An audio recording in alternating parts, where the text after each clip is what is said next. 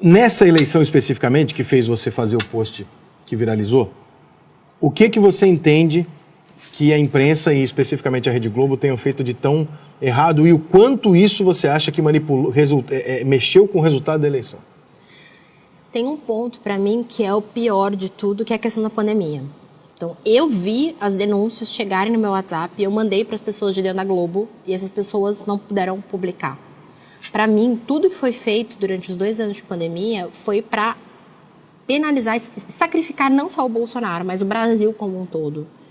E eu trabalho principalmente para dar voz para as pessoas, mas para defender o meu país também. Quanto mais a gente continuar falando mal do nosso país, quanto mais a gente ficar detonando o nosso país, mais quem está de fora está gostando, porque desvaloriza a nossa economia, desvaloriza todo o nosso mercado e fica muito mais fácil negociar. Então, esse ponto para mim foi o que pegou.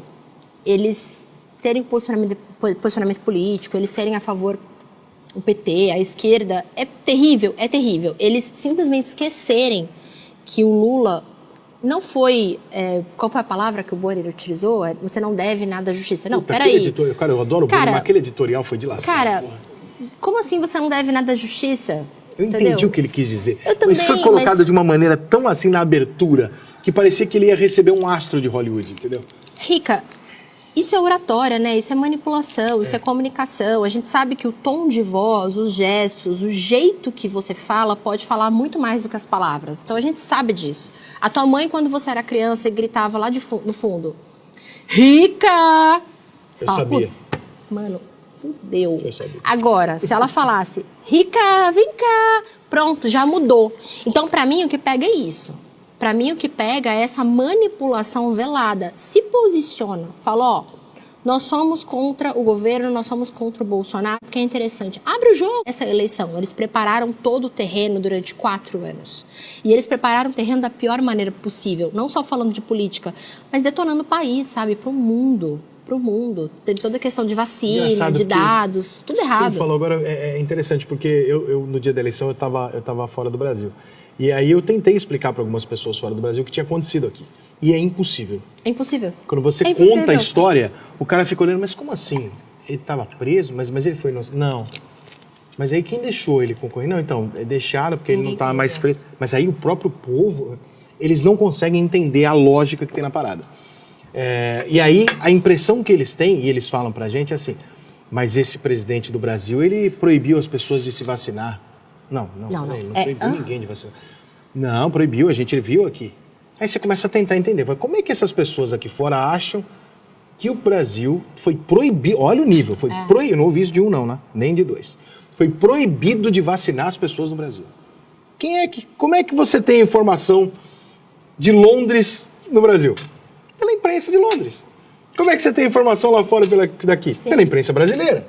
O que foi levado para fora do Brasil é bizarro. É inacreditavelmente mentira. Sim. Sabe que eu fico mais pé da vida?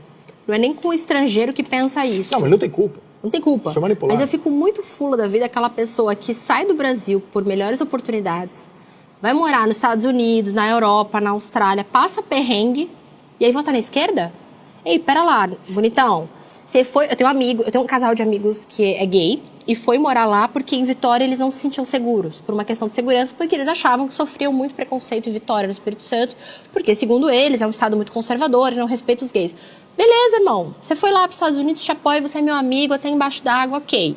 Mas você mora num país que você pode se defender. Você pode comprar uma arma e se defender. Por que eu tenho que morar num país em que a polícia não vai ter arma? Ei, eu sou mulher. E cadê as feministas para defender que eu tenho o direito de me defender? Então, isso eu fico muito puta. Aí o cara tá lá nos Estados Unidos, armado, podendo crescer com uma economia livre, ganhando dinheiro, e eu tenho que ficar aqui no Brasil com Lula? Ah, pelo amor de Deus. É que nem o nosso ídolo, Juninho Pernambucano, do Vasco, né?